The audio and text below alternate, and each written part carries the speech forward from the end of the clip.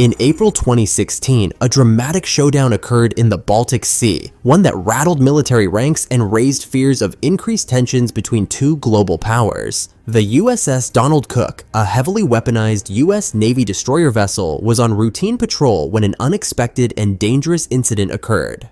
Suddenly, a Russian Su-24 fighter approached at high speed unannounced, close to the warship in what the US subsequently described as a simulated attack run.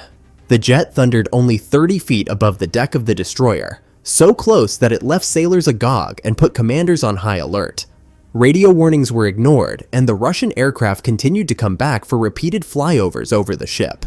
The US. The Navy couldn't help but wonder, at that moment, was this a force demonstration only, or a precursor to more serious engagement? This was not the first time that Russian aircraft had flown past American warships. But the temerity of this flyby roused profound alarm. What happened next? How did the Americans respond? And what are the implications for future armed conflicts? Let's take it apart. The USS Donald Cook, DDG-75, is no ordinary warship. As an Arleigh Burke-class guided missile destroyer, it is one of the most advanced and heavily armed vessels in the US Navy. It is designed for combat superiority, and it carries an arsenal to counter air, surface, and submarine threats. But in April 2016, when it sailed through the icy waters of the Baltic Sea, its greatest challenge did not come from submarines or missiles. It came from the air. The Donald Cook is equipped with the Aegis combat system and technological prowess. Its radar will track hundreds of air targets at one time, alerting it to perils before they are even visible on the horizon. Its vertical launch system hosts Tomahawk cruise missiles, RIM-66 standard missiles, and rolling airframe missiles, RAM, missiles that have the ability to destroy aircraft, ships, and even targets on land. And if some aggressor gets the nerve to close in too tight, the Phalanx CIWS, close-in weapon system, a 20 mm Gatling gun that vomits 4,500 rounds per minute, is on hand to tear it to pieces. Technology, though, is merely half the equation. The USS Donald Cook was on a strategic deployment, sailing off Kaliningrad, an extremely militarized Russian enclave. NATO presence in the Baltic was considered a direct affront to Moscow's hegemony in the region. The Russian military was watching, and on this given day, decided to send a message. As the warship sailed in the eye view of the Russian troops, crew members remained at high readiness status. Incredibly, next came the worst-case situation when the radar picked up on the signature of an undetected aircraft, which was headed aggressively for the ship. The USS Donald Cook went from patrol mode in times of peace directly to real combat mode. In today's warfare, one plane can make all the difference, and on April 11, 2016, that's precisely what occurred. The Russian Su-24 Fencer, a supersonic all-weather attack plane, appeared out of nowhere on the USS Donald Cook's radar. It was coming at high speed, too high for a routine flyover. The US Navy's procedures went into effect immediately. When the jet was getting close, radar operators assessed its threat level. The Su-24 is a weapon of war, and it can attack ships with precision-guided bombs and missiles. Its crew did not know whether or not it was armed, but this much they were sure: it was headed straight for them.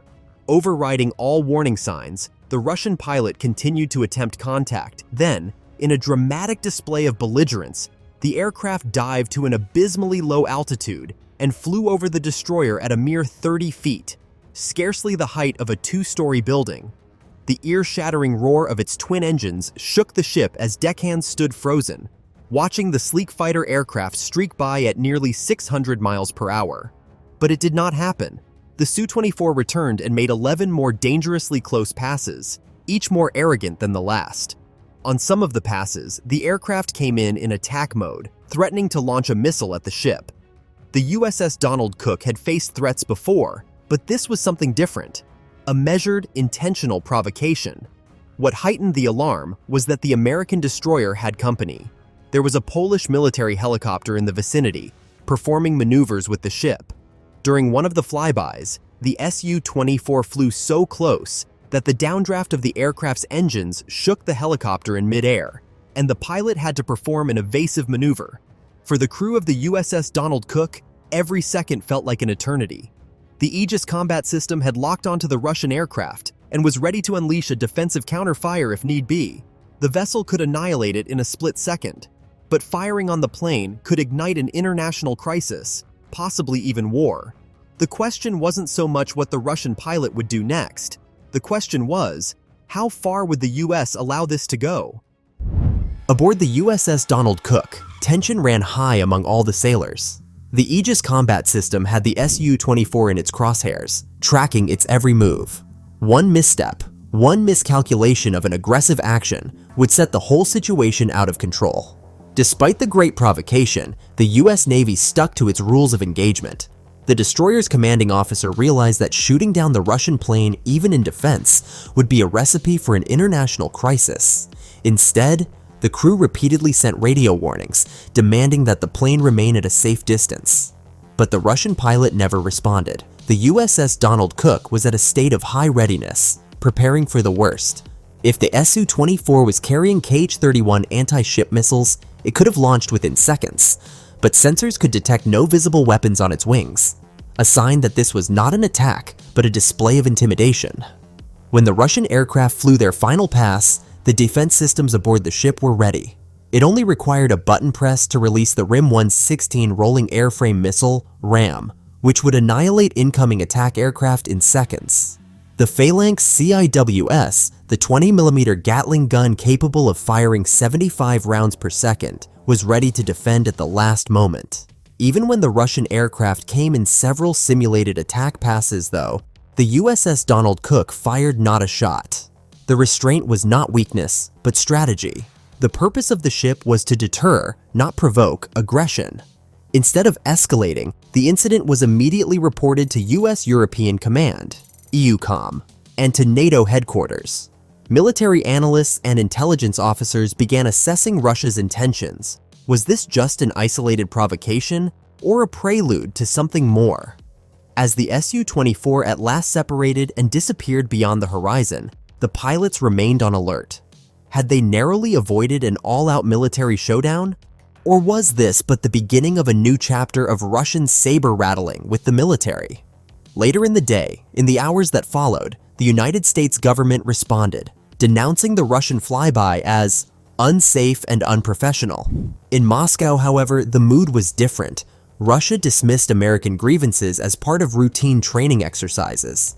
For the crewmen on board the USS Donald Cook, there could be no confusion about what had just occurred. This was not just bluster. This was an intentional probing for US metal, and the next time, it might be for even greater stakes. From the Moscow point of view, this was not a spontaneous act of aggression. It was an intentional statement. The Russian government has long viewed the presence of NATO warships near its border, especially in the Baltic Sea, as a provocation. The deployment of the USS Donald Cook, passing through waters near Russia's Kaliningrad enclave, sent notice that the West was making itself known in what Russia regards as its own neighborhood. For Moscow, the flyby was likely intended to demonstrate both its military strength and willingness to counteract NATO without breaking out into overt war. The Su-24, an old but still powerful attack plane, was the perfect plane with which to make the point. Even though unarmed, it was well able to execute a mock attack or show of force. It was a way of showcasing Russian dominance in the region and reminding NATO of its presence here. But this incident was also about testing American responses. The Russian military had been increasingly aggressive in its moves, flying bombers near American borders, flying low over NATO ships, and making routine military exercises near NATO countries. Moscow wanted to know how far it could push things before crossing a red line, and the flyby was just one example of that overall approach. This was not the first time that Russia had had close encounters with American and NATO military forces. Previous times included Russian bombers and fighters probing US defenses to determine how much American tolerance existed. What was significant in this case was escalation without aggressive confrontation, a threat that Russia would escalate things further at will. To Russia, though, this was not simply about intimidating an American destroyer. It was a demonstration of power to the home audience and to the wider world. The Russian government knew that the event would be staged globally, and they wanted the globe to see Russia disrupting NATO's activities, especially in strategic regions like the Baltic. The message?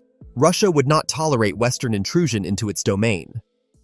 The USS Donald Cook was a floating fortress, outfitted with a suite of cutting-edge technologies designed to defend against the full spectrum of airborne threats. But when faced with a threatening high-speed Russian flyby, such systems were not being used as a precaution. Rather, they were required to ensure the safety of the ship and crew. The backbone of Donald Cook's defense is the Aegis combat system, one of the world's most advanced missile defense systems.